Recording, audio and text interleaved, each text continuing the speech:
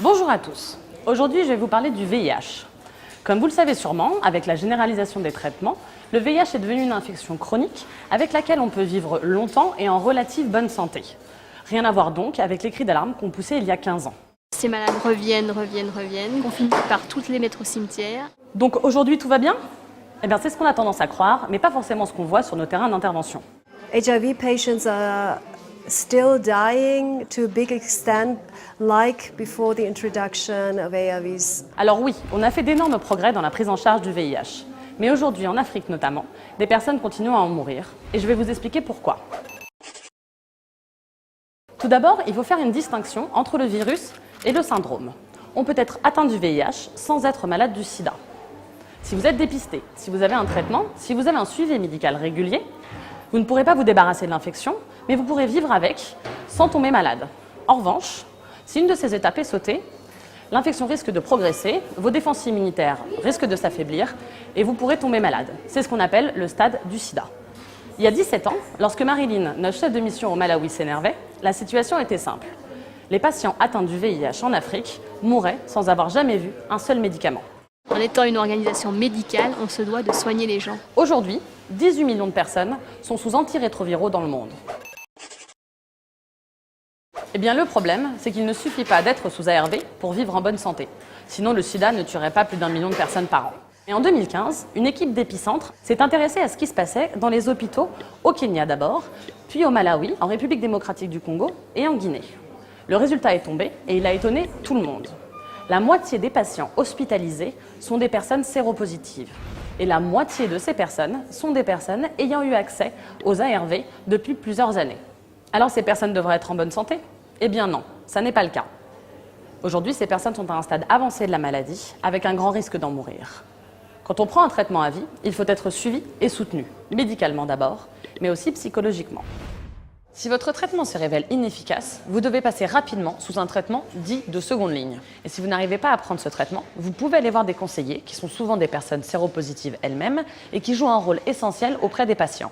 Ça, c'est la situation idéale. Mais au quotidien, les équipes constatent que ça ne se passe pas forcément ainsi. Alors, qu'est-ce qui n'a pas marché ? Qu'est-ce qu'on peut faire aujourd'hui pour améliorer la situation ? Et quels sont les défis que nos équipes doivent relever ? Je vais poser toutes ces questions à David Maman, qui est épidémiologiste chez Epicentre. Mais avant toute chose, je vous propose de retrouver les témoignages de nos patients hospitalisés dans l'hôpital d'Homa Bay au Kenya. Kono kaka noriemba e ot makoro nokodwa nena nadonjo e od mochung' e dhoot. Koro onge kaka nanya donjo e ot mondo akaw yath atemo minore mondo adonji, obaya gi kite. Aduogo to ayudo be komer, aduogo e ot to yedhe kaka achako akaw. Mana asebedo ng'at moro ma ok nyal, naonge ngufu to. Yani kodwa nodhi to luoro moro biro ni ng'ane dhi nena. Koro sironyo donjo ne chunye modhi ma gini donje dende monyosre.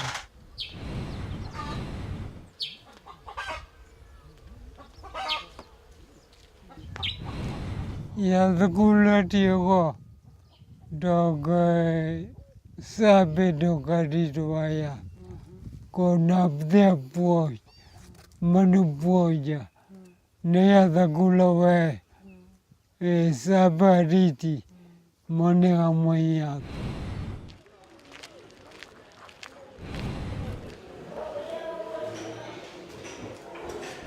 Pok aweyo nyaka sani.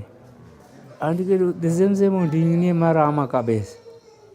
Yath yaro nong'iso ni en imuonyo for your life. Rambi kaka time otamo. Bonjour David, alors toi tu fais partie de l'équipe qui a mené l'étude sur le VIH avancé. Alors dis-nous pourquoi aujourd'hui les gens continuent à tomber malades ? On a énormément de mal à changer les lignes de traitement quand les patients deviennent résistants. En effet, pour changer un patient sous traitement, il faut, de manière assez précoce, il faut avoir accès à ce qu'on appelle la charge virale. Et c'est quelque chose qui n'est pas encore disponible partout en Afrique. Ça nous prend en moyenne 1 an pour changer quelqu'un de la première ligne à la deuxième ligne, ce qui peut leur laisser le temps de retomber malade. Qu'est-ce qui nous empêche aujourd'hui d'avoir accès à tout ça pour aider les patients? Ce qu'on pourrait faire pour pouvoir limiter ce problème de résistance, ce serait de mettre en place des traitements avec ce qu'on appelle des barrières génétiques de résistance plus élevées, c'est-à-dire des médicaments pour lesquels le virus sera moins enclin à développer des résistances. Ça, c'est une première barrière. La deuxième, c'est nous n'avons pas accès aux tests de résistance en Afrique, quoi. Et du coup, aujourd'hui, nos équipes travaillent sur des études pour améliorer tout ça? C'est bien ça? Au Zimbabwe, on va tester des nouvelles premières lignes qui sont beaucoup plus robustes. On va travailler aussi sur des études de résistance au Congo, en République démocratique du Congo et au Kenya pour mesurer les résistances chez ces patients hospitalisés. Et on espère au Malawi l'année prochaine pouvoir essayer des nouveaux protocoles pour pouvoir démarrer les patients beaucoup plus rapidement sous deuxième ligne.